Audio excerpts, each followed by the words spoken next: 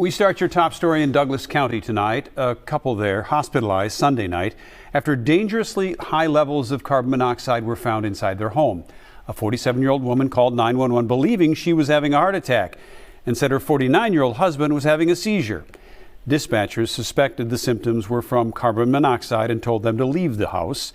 Authorities believe the leak was caused by an out-of-compliance water heater and furnace. Deputies noted the couple had recently started using their furnace for the first time this season and were unaware of any issues.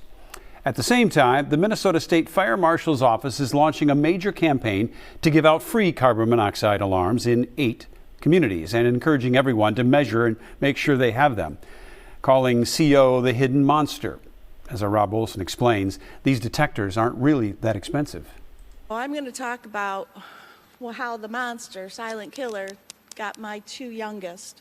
Cheryl Bird has shared her nightmare for 30 years. Yeah, I'm going to go up the ladder with him.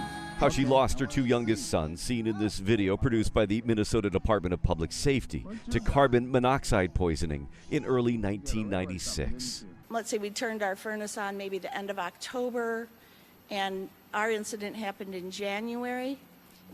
We were sick. Cheryl said they'd had unexplained illnesses for months, and then on a bitter cold night turned up the furnace and amplified a leak that had been there the whole time. I remember laying there in so much pain, in and out of consciousness. I didn't know. Her story eventually led to a federal grant program passed in 2022, named in memory of her sons, to provide states funding to give out free CO alarms. In Minnesota this year, 2,500 will be distributed in Austin, Bemidji, Brainerd, Duluth, Red Wing, Rochester, Virginia, and Wilmer. And the state's also launching an ad campaign about the hidden monsters in your home to encourage people to check their CO detectors or buy new ones. Since 2009, state law requires them near every bedroom. Real lives and their preventable tragedies. Not buying a CO detector 30 years ago, long before they were legally required, is something that haunts Cheryl every day. Had we plugged this in, my whole entire life would be so different.